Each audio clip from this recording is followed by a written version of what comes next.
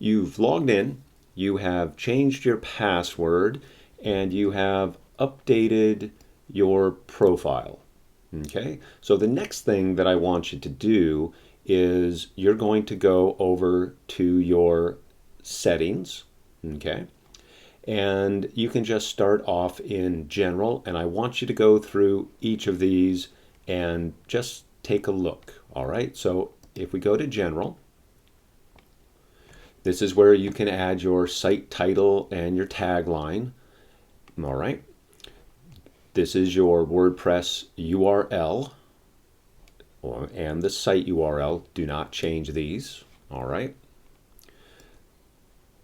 You have your administration email address, and then subscriber, time zone, date format. So you can set up your date format, your time format, when a week starts. That's really up to you. So if you make any changes, go ahead and save. Then we'll go to writing. And in most cases, we don't need to change anything here. I tend not to use blogs in sites that I create, so I don't really care about any of these settings. I don't need to worry about a mail server, but if you're posting via email, then you're going to need to make updates here. For what we're doing, none of this is important. Okay, we'll go to reading. And this one is important, and we can do this elsewhere, but basically this is your home page. So right now your home page is showing latest posts. Now, I don't want the post, okay? So as an example, if we were to go up to the upper left-hand corner, we're going to visit the site.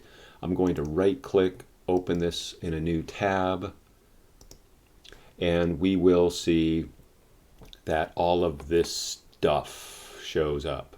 And I don't want pretty much any of this to show up. The whole idea here is we are going to strip everything away and have a very simple, very basic start point, which we can customize the way we want to.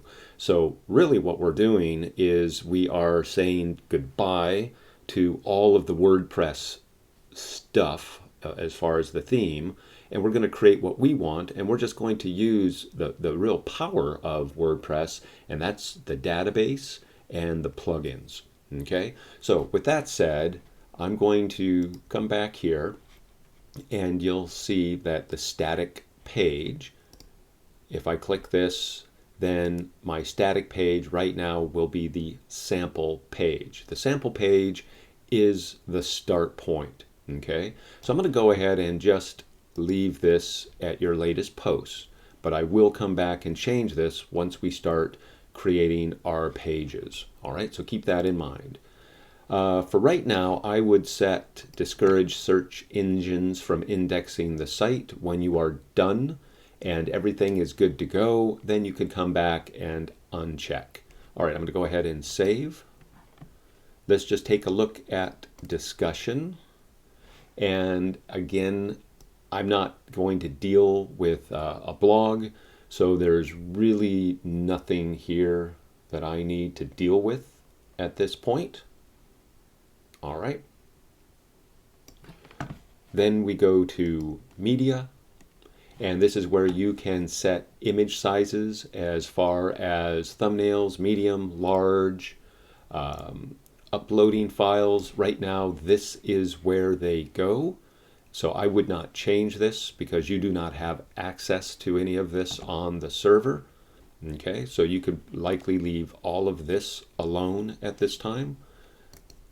The permalinks, I would also leave this alone. Right now, it's set for, I believe, a custom structure. And this is what's here. The defaults are perfectly fine, but basically this is how your content, how your pages are linked.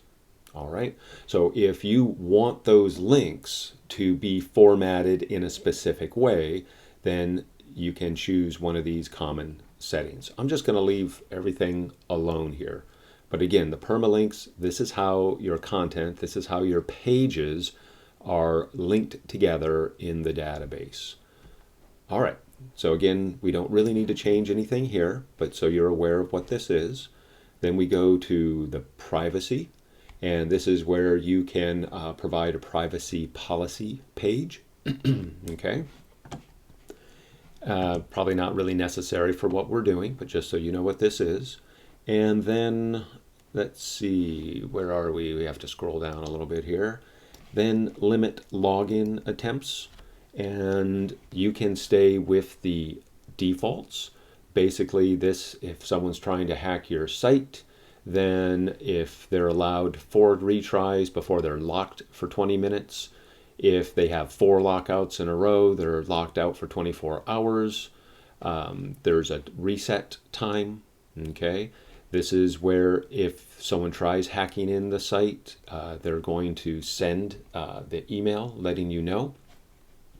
And then, of course, you can block IPs that you, that when you get the notifications, you'll see the IPs and you can blacklist them, whitelist them, whatever, okay?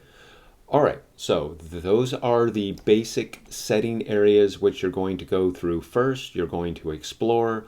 For the most part, you're not going to need to change anything, but you should be aware of what these areas are and what they do. So you may want to take a little time and do a little more research on your own.